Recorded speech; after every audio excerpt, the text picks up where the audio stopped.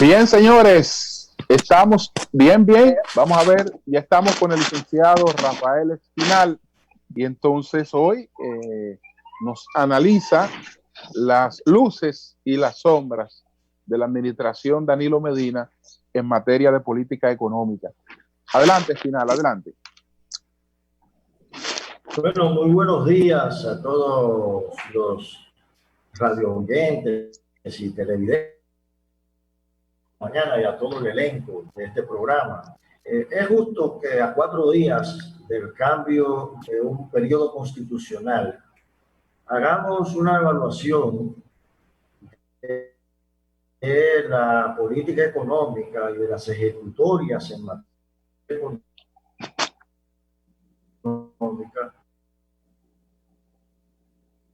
El presidente constitucional que el 16 de agosto asume los destinos del país en medio de una crisis sanitaria y económica sin precedentes, tal vez la más sombría en la historia reciente de la República Dominicana. Y voy a atreverme a hacerlo en un marco de imparcialidad, tratando de ser objetivo y justo. De todas maneras, decía el filósofo Baruch Spinoza, que en la naturaleza y en la ciencia no existe el bien ni el mal, que eso es propio de la naturaleza de los hombres. De modo que este juicio que tratamos de hacer corresponde a un análisis de no solamente de 4 años, sino de una política económica de un partido que lleva 16 años en el poder y que es más profunda que un solo periodo gubernamental. La evaluación debe hacerse hasta marzo, yo diría. ¿Por qué? Porque la crisis actual desfigura todo. Desde un punto estrictamente económico, esta crisis cambia el escenario de las acciones que pudo haber tenido el gobierno durante los años precedentes. Pero como todo gobierno y toda acción tiene luces y sombras, un sabor agridulce en algunas cosas y hay claroscuros. Para iniciar, vamos a decir que esta es la economía que más ha crecido en algunos años durante los últimos 8 en América Latina y en el Caribe, con un crecimiento del 6.2% en promedio durante estos últimos 8 años, lo cual es absolutamente destacable, es una luz incuestionable. Ese crecimiento del Producto Interno Bruto durante este periodo también ha estado acompañado de una estabilidad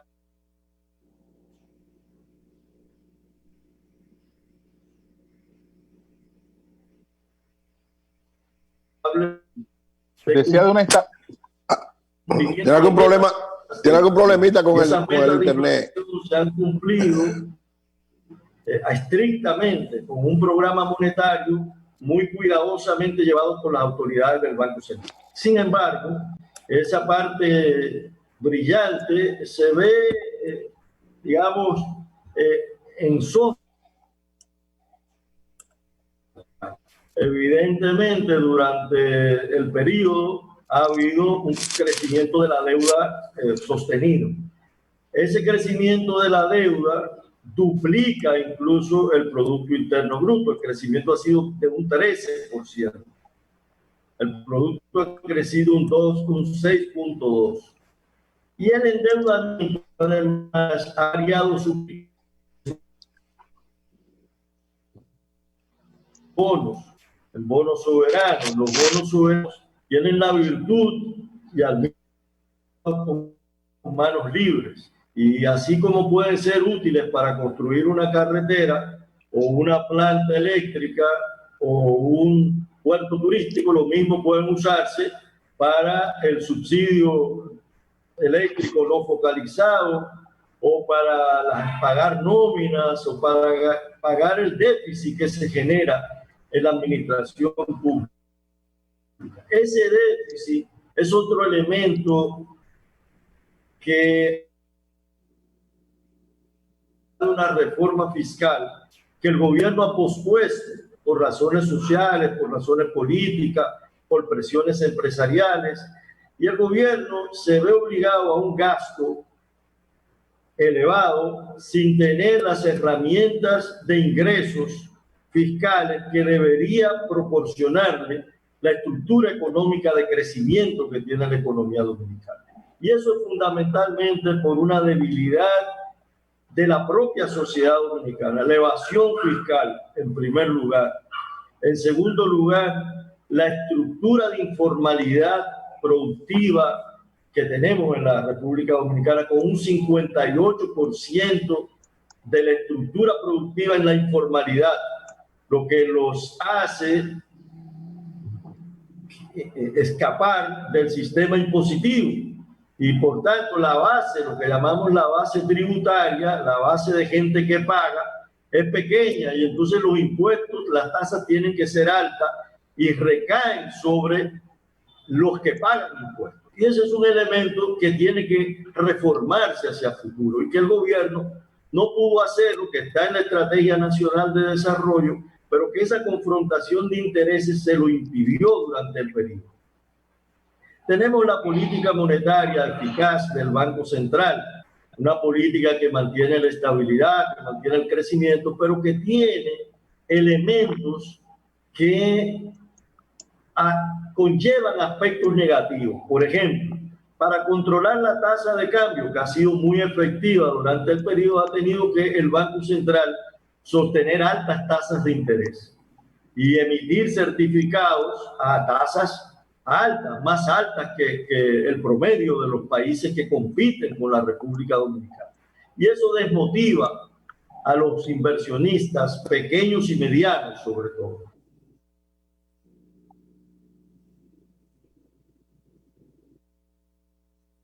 Desde el 2004, los gobiernos del Partido de la Liberación Dominicana han hecho un gran esfuerzo en mantener el sistema financiero controlado para evitar las crisis que se produjeron durante el 2003. Sin embargo, esa misma normativa bancaria es una normativa muy estricta que perjudica a quienes no tienen garantías y no tienen capacidad de acudir a la banca o tienen... ha sido la disminución de la pobreza. El gobierno ha tenido una política social durante estos 8 años que ha permitido que la pobreza disminuya un 20%. Es triste que ahora, con la crisis sanitaria y la crisis económica derivada, las estimaciones de la CEPAL de América Latina plantean que la pobreza retornará a un nivel del 26%. Sin embargo, por la propia estructura nuestra, somos de los países que vamos a tener menos sufrimiento en el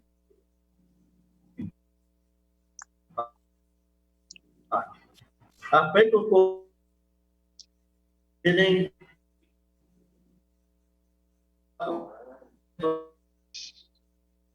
hemos tenido la tanda extendida, que mejoramos la situación de la construcción de planteles, que hay un suministro mayor de recursos a la educación. Todavía tenemos rezagos en las pruebas internacionales, sobre todo en matemáticas y ciencias. Y eso nos resta competitividad de cara a las nuevas tendencias de la economía del conocimiento, que es la economía que prima hoy día para el crecimiento sostenible. En el campo de la salud, si bien es cierto que el gobierno ha creado hospitales maravillosos, incluso ciudades, todavía tenemos los rezagos del sistema de seguridad social, que no ha podido implantar la salud primaria como el mecanismo, el sistema sanitario dominicano. De modo que estos 8 años podemos catalogarlo de exitoso desde el punto de vista de la política económica y social, pero naturalmente es un periodo de gobierno que merece seguir haciendo las transformaciones en el gobierno constitucional que recién asume el 16 de agosto, para conllevar a una reforma estructural de la economía dominicana y hacer un modelo más inclusivo, con mayor participación y menos desigualdad.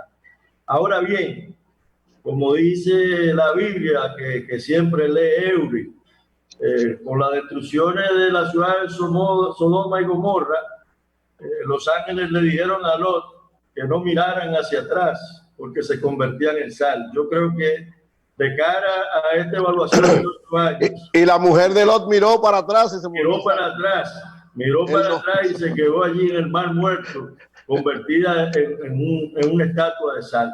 Para que eso no ocurra, lo mejor será que el nuevo gobierno mire hacia adelante, mire hacia el porvenir, se apoye en estas estructuras económicas y dé paso a las reformas que merece la economía dominicana y que muchas de ellas están pospuestas. Bueno, señores, entonces, en resumen, Rafael Espinal, tenemos un crecimiento económico importante en los últimos 8 años. Estamos hablando de un promedio 6.2%. De 6.2%. De promedio. Tenemos éxito en las políticas sociales, reflejado por lo menos hasta el momento de la pandemia, en una disminución de la pobreza en más de un 20%. Entre los elementos críticos tenemos el tema del endeudamiento, tenemos el tema de que... Julio, eso es bueno y es malo lo que tú dijiste. Si tú reduces un pobre, si tú eliminas la característica de pobre de una persona, ¿significa que pasó a ser clase media o no? Sí. Bueno, puede ser vulnerable, como lo es, pero pasó a reclamar porque ya pagó impuestos. Tal vez por eso lo sacaron. Ok, bueno, pero está bien. Entonces tenemos el tema del endeudamiento. Y otra debilidad que citaba es que el tema recaudatorio, por lo menos en promedio, no creció por encima de la economía, aunque sí hubo varios años en la gestión de Magín que hubo un crecimiento recaudatorio que estuvo por encima de la economía. ¿Podía precisar esta parte? Sí, mira, a pesar de los esfuerzos hechos por la Dirección General de Impuestos Internos, que son laudables, el tema de la necesidad de modificar la estructura impositiva para ampliar la base y disminuir tasas, por ejemplo, como el 18% del ITEVIS o un impuesto sobre la renta de un 27%, son reformas pendientes de la administración tributaria. Y aún con el esfuerzo de la Dirección General de Impuestos Internos, la presión tributaria siguió siendo una de las más bajas de América Latina. No pudo subir a más de un 16% que era el estimado originalmente previsto en el programa de gobierno del presidente Medina. Hubieran tumbado a Danilo. Rafaelito, tú hablabas... Por eso, doña no se oye. Pues decía que por eso... Decía, Rafaelito... Se interrumpió esa parte, que decía que por eso... Tu internet está teniendo algún inconveniente ahí, Rafaelito. Parece que se fue la conexión. Sí. Bueno, a ver si la puede... Sí, porque yo quería precisar algo sobre la deuda. Y la atención primaria, quienes se opusieron fueron los médicos. Ya estás ahí, Rafaelito.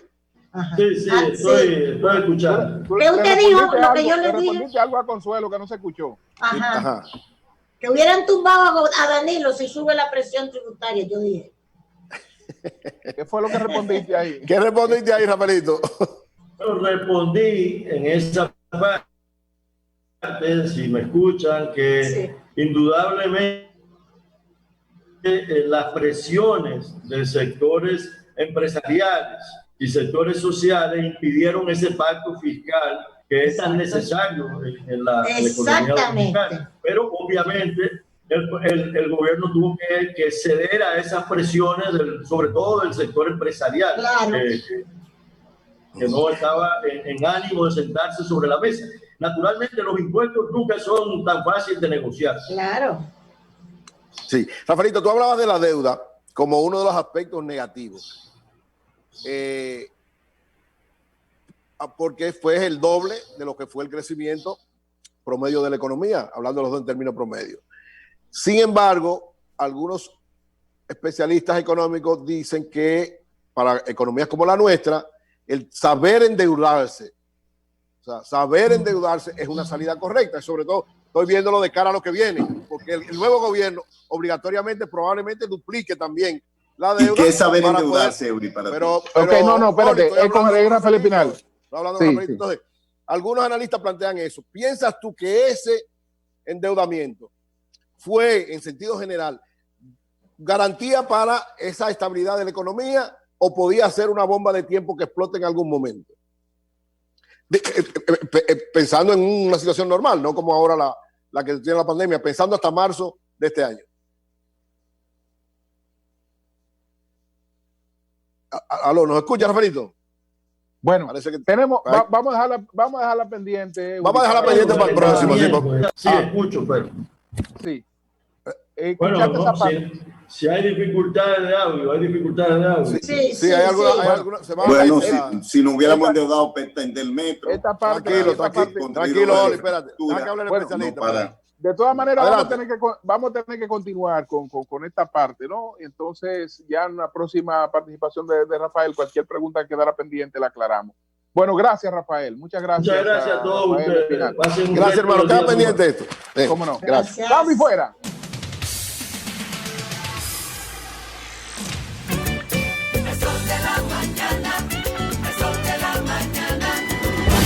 En el sol de la